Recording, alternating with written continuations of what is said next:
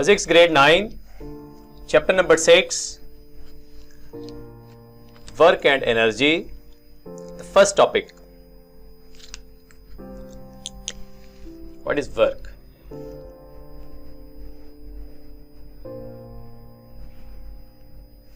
Work basically, in physics point of view, when force acts on a body and body displays from one point to other.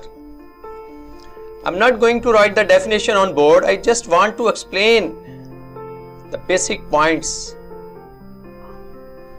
Let's suppose a body is placed at position A, F force is applied on a body move from A towards B, cover a distance of S. So you can say that work is the product of force and displacement. Basically, work is the product of force and displacement. Okay? Generally, if you can say that. Symbolically, you can write as W is equal to F into S. It's a one part of work. Work is a scalar quantity. What is scalar? Scalar mean it needs only magnitude, number or unit. हमने क्या जी हमने work किया है, ये नहीं work किया towards east किया है, towards west किया है and so on. Not at all. Work is a scalar quantity. So SI unit of work is a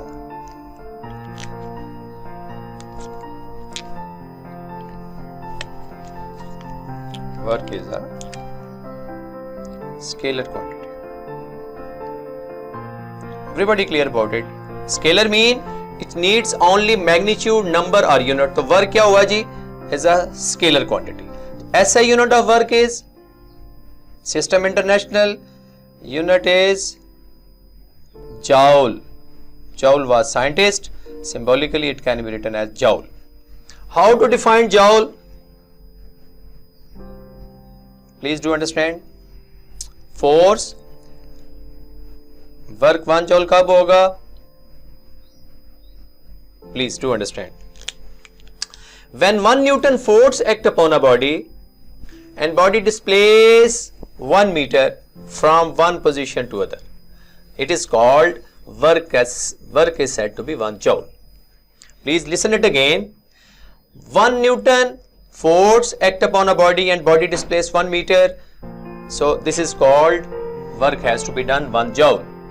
So when you can write in components form, let's suppose force resolve, let's suppose force हमने apply की है F which makes some certain angle theta. There are two components, ये चूँकि vertical components हम यहीं पे represent कर देते हैं Fx and Fy, जिस तरह आपने grade 6 में उसमें chapter number 4 में resolution of force में किया था force. So there are two components. One components, horizontal components. Everybody know horizontal components have cos theta. It's a ratio of base by hypotenuse. Okay, it's a triangle. Fs by F, so Fx equal to F. So vertical components are F sin theta. So there is no movement along vertically. So the body is going to displace horizontally. So that's why if you can applying work in terms of force, components कौन से होंगे? Horizontal components mean Fx. Sorry, ये force Fx आ गई, ठीक है? Components along the direction of force. Components कौन सी आ गई? यहाँ पे Fx के बराबर आ जाएगा F cos theta और बॉडी डिस्प्लेस हो गई है फ्रॉम 1 to S तक. F cos theta into S. तो नॉर्मली हम वर्क को इन टर्म्स ऑफ कंपोनेंट्स लिख देते हैं. Please clear this concept once again कि why we not going to use vertical components. क्यों नहीं यूज किया हमने? क्योंकि body is not going to be uplift, body is going to drag horizontally. So हमने एक्स कंपोनेंट्स यूज करने हैं, work वही है फोर्स और डिस्प्लेसमेंट, लेकिन फोर्स कौन से कंपोनेंट के साथ आएगी? हॉरिजॉन्टल कंपोनेंट के साथ। F X equal to F cos theta, ये आप ऑलरेडी पढ़ चुके हैं। F cos theta into S, S is the displacement from one position to other. ये हम ए से बी की तक बॉडी डिस्प्लेस हुई है, इसको हम कह सकते हैं F into F S, F cos theta into S. तो ये कंपोनेंट्स फॉर्म में बेटा अगर आपको पूछे तो ये वर्क के कंपोनेंट्स हैं। अगर what is work defined its unit, तो आपने इस तरीके से वर्क को उसकी यूनिट के साथ डिफाइन करना है। जॉल की यूनिट दोबारा सुन लें, when 1 Newton force act upon it. ये चैप्टर नंबर आपका 6 चल रहा है, पहला लेक्चर है।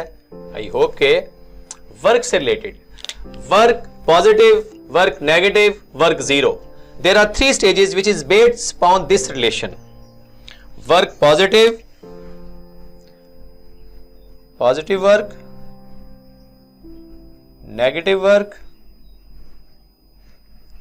zero work. ये वर्क की टाइप्स हैं। पॉजिटिव वर्क कब होगा? तो if somebody asks works depends upon which factors, work depends upon 3 factors. Work F S theta, force, displacement and angle between force and displacement. 3 factors: force, displacement and the angle between force and displacement. Number 1, work becomes to be positive when force and displacement lies in the same direction. जिस direction में force exert हो रही है उसी direction में body displace हो, work displacement उसी direction में हो, इसको कहते हैं force and displacement are in same direction, theta become to be 0. So work becomes to be positive, और पॉजिटिव वर्क हमेशा कब होगा? फोर्स और डिस्प्लेसमेंट एक ही डायरेक्शन में है। जब आप cos 0 पुट करोगे तो वर्क की वैल्यू, इसको मैक्सिमम वर्क भी कहते हैं। क्या कहते हैं? Maximum work. सेकंड स्टेज के लिए negative work, when force and displacement are in opposite direction, the angle between them is 180। तो जब 180 अप्लाई करेंगे तो 180 कॉस होता है माइनस, तो ये बन जाएगा F S minus F S, negative. Zero work के लिए force and displacement are at 90 degree, bucket full of water. आप फोर्स और डिस्प्लेसमेंट को जब आप ये फोर्स अप्लाई की है या बॉडी डिस्प्लेस कर रहे हो तो उनके दरमियान एंगल आ जाए 90। ये theta 180, theta 90, then work is said to be 0. Please, last point जरा दोबारा क्लियर करें। Even force is applied on a body had displaced from one point to other, work become to be 0 because angle between force and displacement become 90. तो my dear students, ये work से related एक comprehensive किस्म का lecture है। Please screenshot ले लें और इसको अच्छे तरीके से, डिसेंट तरीके से इसको अंडरस्टैंड करें। मैं बोर्ड पे कोई ऐसी चीज नहीं लिखता, सिर्फ कंसेप्ट डेवलप करता हूं। ये लाइट बोर्ड के जरिए मैं आपको just give a basic concept about work. Thank you.